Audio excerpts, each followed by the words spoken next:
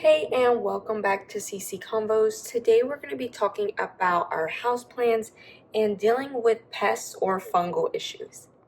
If you're new to taking care of houseplants or you've had houseplants for a while, I'm sure you've come across either a fungal issue or a pest issue with your plants. And a lot of times this can make the hobby not as fun, it can make it more stressful. And today I'm just going to share with you some tips on how I've treated fungal issues as well as pests and which one is my favorite way. And I'll be sharing with you my favorite method for treating my houseplants as well as what I do as a preventative so that I don't get outbreaks of pests or fungal issues. So pests can come from a lot of different places. Maybe they even come in from like a window.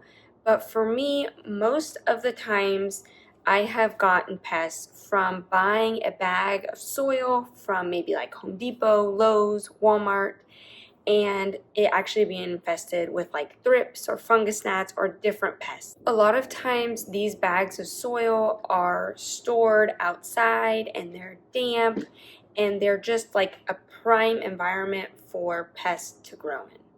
You can also bring pests into your house by purchasing a new plant and not knowing that it is infected or has bugs on it or pests, and then it can spread to your other plants. I've been growing houseplants for close to 10 years now, and I've tried a bunch of different things, and honestly for me, the best method would be neem oil. I love neem oil because not only does it treat fungus issues, but it also treats a bunch of different pests. You can also treat not only the leaves and the stems, but the soil as well. So in this video a little bit later, I'll be showing you the neem oil that I buy, how I mix it up, and how I spray my plants with it. I like to spray my plants kind of regularly with neem oil to prevent them from getting like a big issue or a big outbreak. I also just monitor my plant. So a big way to prevent an outbreak or anything pest related would be to monitor your plants. So look at them. And I mean, if you like plants, you probably are already looking at them like every day and watching them grow. But just look a little bit closer underneath the leaves on the stems to see if you see anything moving or looks a little bit different. And if you do, you want to act quickly so that you don't have a bigger issue later down the line. Pests used to make me like kind of stressed and worried, and I was like I started my plant journey like the perfectionist. Like I wanted my plants to look amazing all the time. And that's really just not reality. So now I take it as like a preventative approach. I try to just spray them kind of regularly, and I pay attention to the growing conditions. I increase the airflow, I monitor them, and I just kind of accept that that's part of taking care of plants. But I've learned some ways to take care of these issues so they're no longer as stressful. So some of my top tips for taking care of fungal issues with your houseplants. So I had powdery mildew with one of my violet plants, and violets are new plants to me. I've only had them for about a year, and I recently got powdery mildew on one of my violets. But I think the best course of action for taking care of fungal issues on your plants will be to increase the airflow.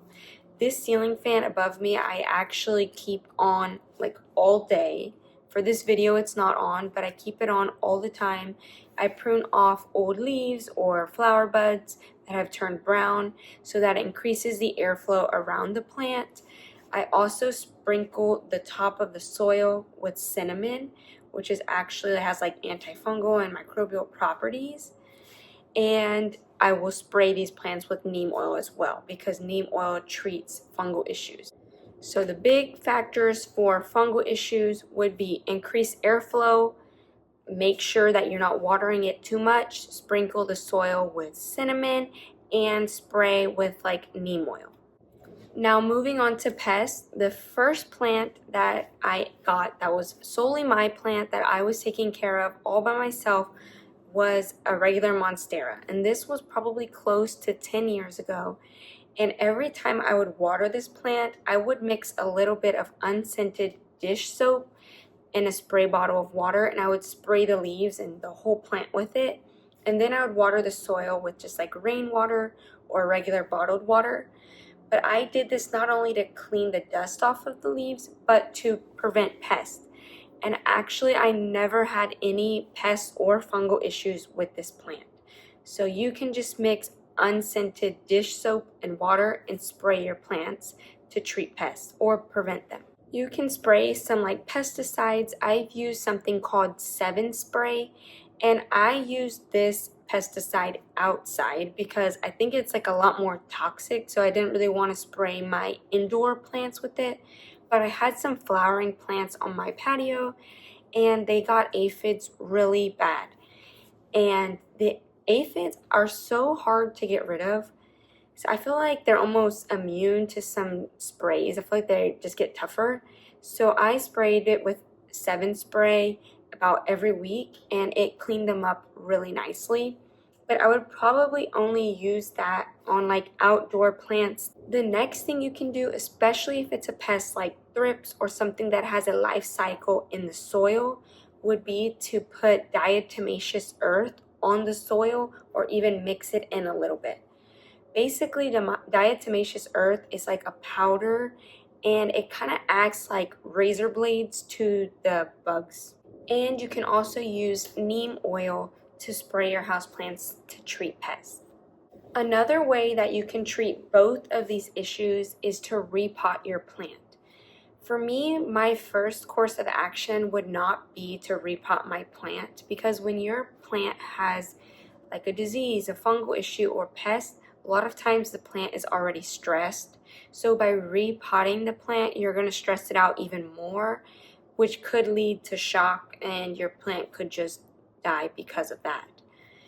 But if your plant, you've tried these methods and it's just not getting better, sometimes it's so bad and it's in the soil so much that you will need to repot it. But when you repot it, I would make sure that you use like a sterile soil. I've seen people sterilize soil by either doing it themselves, like putting the soil in the oven and heating it up to like a temperature where it basically kills the stuff. Or you can purchase a soil that is like sterilized. But for me, I've just bought soil like peat moss or different things. I like to make my own soil batches, but whatever soil you like, you just can get it. And I place it on my patio out in like the hot summer heat, and I let it just like bake in the summer heat. And I let it dry out really good so that it wasn't moist, because a lot of times that moist soil can breed those different bugs. So I let it just get really hot and dry out, and then I would repot my plants with that. Make sure that when you're trimming old leaves or cutting your plants, that you use clean scissors. So you can either clean them with soap and water or with hydrogen peroxide. As well as when you repot your plant, you can sterilize the pot with hydrogen peroxide or soap and water, just making sure that you clean the surfaces as well. Okay, so pardon the lighting. The lighting over here in my kitchen is not that good, but this is what I like to use. This is Neem Max, and it treats fungal issues as well as pests. And this is a concentrated solution, so it lasts a really long time. We're gonna mix up a solution with the Neem Max using the booklet in the back to treat most conditions. So kind of like the average, what would treat most pest or fungal issues. So that's what we're gonna use. And it's not like a heavy infestation, but it's like, oh, hey, I just noticed I have some bugs on my plant, or some of the leaves look a little bit messed up. Let me spray it so it doesn't get worse. That's kind of what I'm using. So we're gonna mix this up, and I'm gonna show you. So what we need is a 32-ounce spray bottle, and this is just one I got at Walmart, but you can get them at the Dollar Tree. They're just like $1 bottle, but I like the 32-ounce bottle.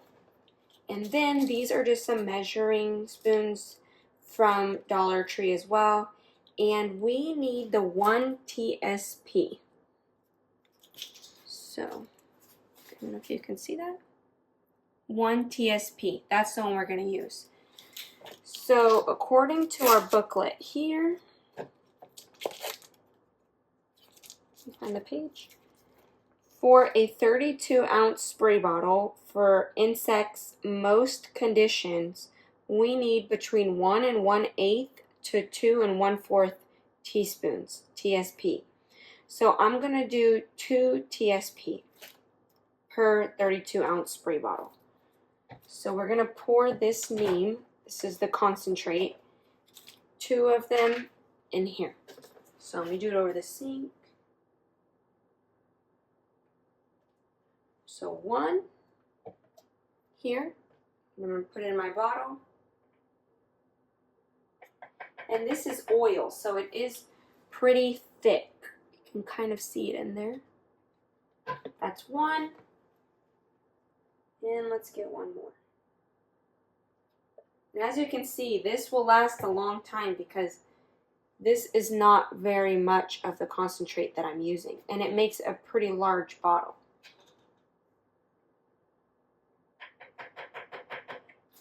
Okay, and that is 2. Now we're done with the neem oil and we have our measurements in our spray bottle.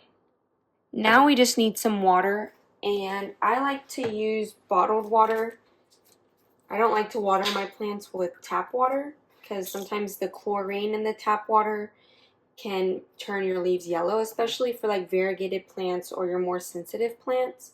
So I just like to use bottled water. And for this spray bottle, it's going to take about 2. So I'm going to pour it in.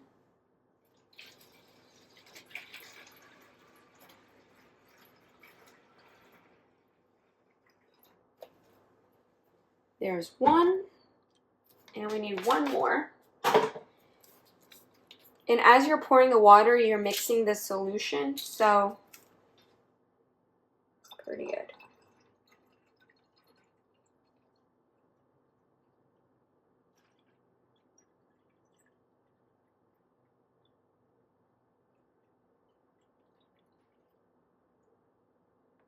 All right, and there is our solution. So now let's go spray our plant. My spray bottle, the spray part is actually broken, so I pour it in just like a regular spray bottle. And this is a little bit cloudier because it's been sitting for a while, but this is just the leftovers from what I had made. But I wanted to make a new batch with y'all so you can see exactly how to mix it and how to make your own.